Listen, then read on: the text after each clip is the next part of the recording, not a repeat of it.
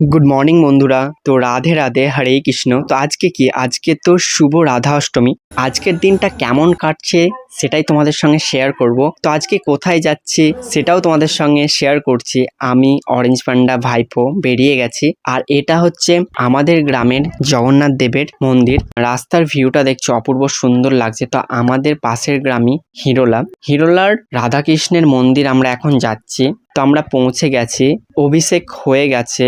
আমরা একটু লেট করে ফেলেছি কারণ স্নান করতে আমাদের দেরি হয়ে গেছিল। তো ভক্ত দেখছো কত পরিমাণে, এখানে ভক্ত খুব ধুমধাম হয়। আমি প্রথমবার এলাম, আমার তো খুব ভালো লাগলো এইখানে এসে।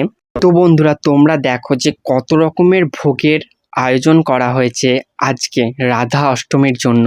তো আমাকে তো খুব সুন্দর লাগলো আজকের দিনটা। তোমাদের কেমন কাটলো আজকের দিনটা অবশ্যই বলো, কিন্তু ভুলবে না একদমই।